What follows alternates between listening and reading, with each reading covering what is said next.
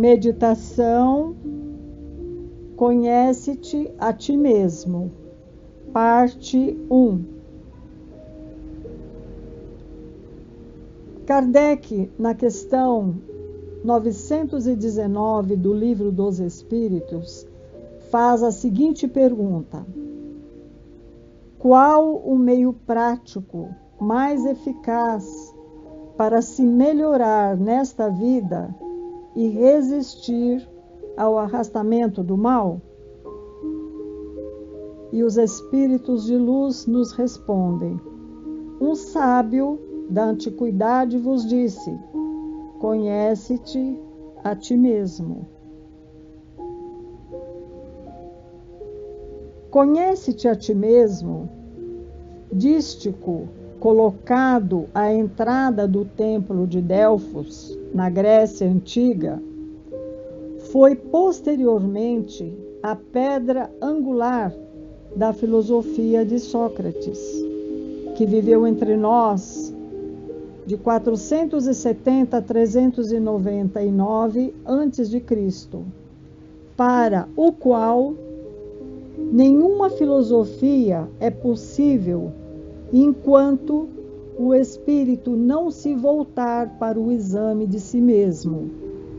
Por esse motivo, consta na introdução do Evangelho segundo o Espiritismo um resumo da sua filosofia, colocando como um precursor da Boa Nova, uma vez que os ensinamentos de Jesus, nosso Mestre, se dirigem essencialmente ao homem interior e às suas potencialidades divinas latentes, ainda desconhecidas pela maioria e maior parte da humanidade. Para Sócrates,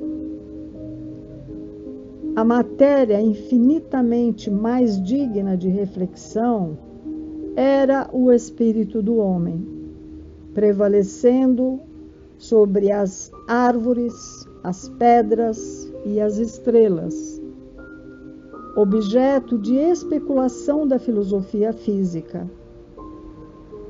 A filosofia era, em seu princípio, física, porquanto seu objeto de investigação era o mundo material e a busca pela última e irredutível substância constitutiva das coisas.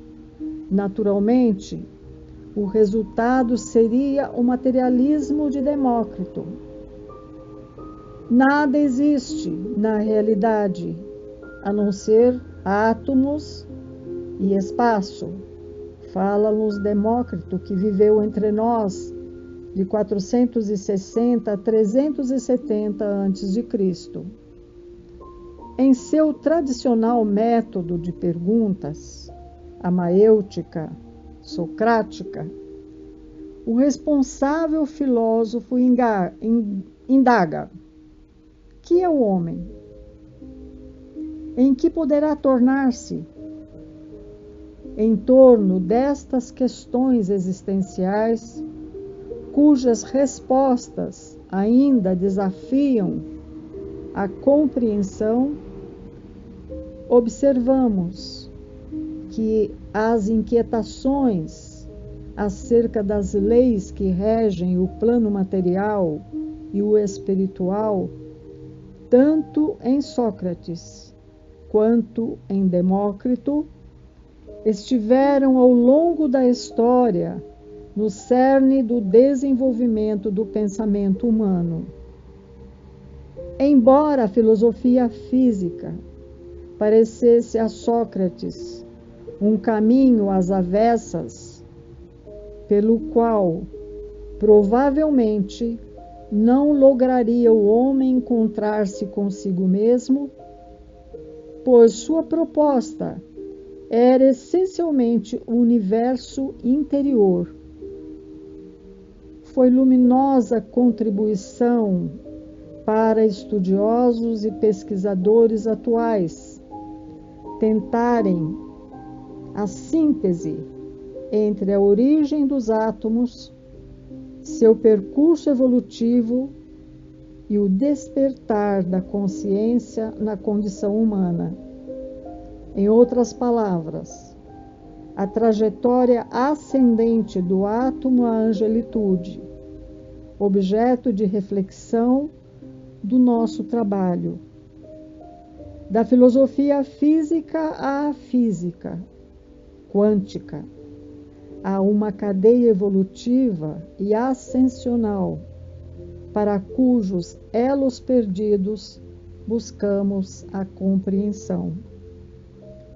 Apesar da dicotomia entre espírito e matéria, natural do contexto da época, o tempo e o progresso, material e espiritual, trouxeram luzes para a ampliação das investigações sobre a origem do universo, da vida e suas infinitas dimensões e das relações que ligam tudo o que existe. Estamos, portanto, frente a novas e múltiplas possibilidades para a compreensão de Deus e a dinâmica da criação. Obviamente que à época, o conhecimento proposto por Sócrates não permitia ainda a amplitude que o século de Kardec propiciou, devido ao avanço das ciências. Ainda assim, no seu tempo, a exortação ao conhece-te a ti mesmo foi motivo de revolução e de sua morte, a exemplo de Jesus, alguns séculos depois.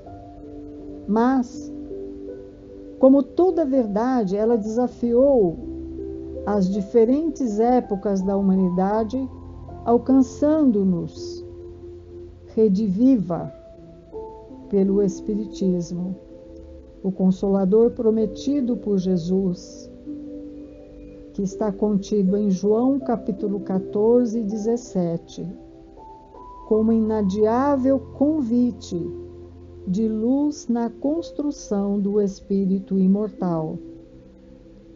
No transcurso do tempo, a humanidade jamais esteve órfã das condições necessárias à iluminação interior, meta primordial do espírito em sua jornada evolutiva. Todavia, as potencialidades humanas escravizadas à matéria por conta da imaturidade consciencial do ego e do self, ainda não permitiram emancipar a razão da tirania do inconsciente dominador e da natureza animal do homem e estabilizar o império do espírito sobre os instintos.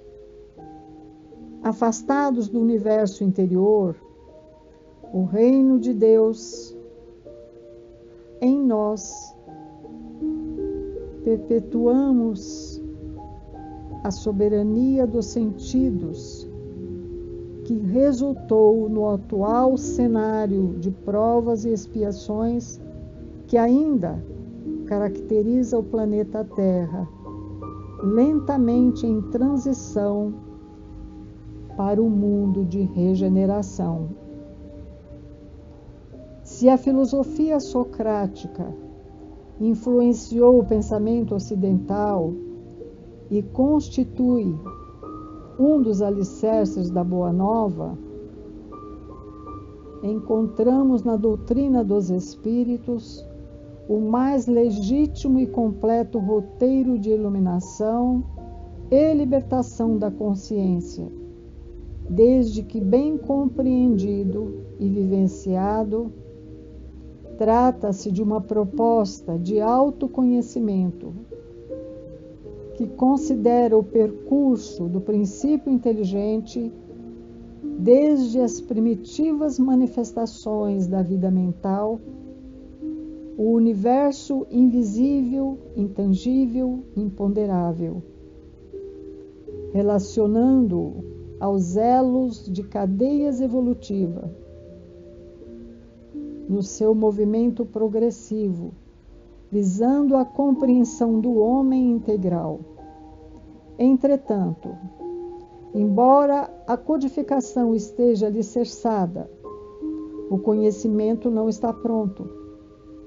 Constitui-se um processo inacabado, a exemplo da evolução, obedecendo ao movimento de espiral ou de vórtice, que partindo de um ponto, circula, avançando sempre para frente e para o alto, em movimentos ascendentes e infindáveis.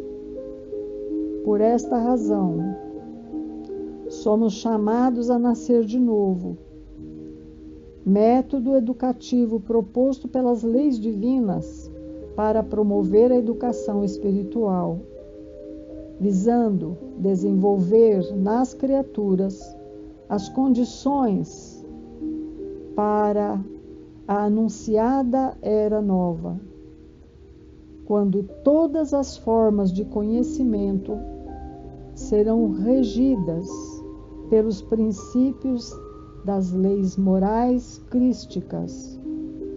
Não mais o sectarismo e as disputas estéreis por verdades transitórias, mas a harmonia plena, o diálogo solidário entre todas as épocas e o seu conjunto de experiências e saberes, todos a serviço da lei de amor.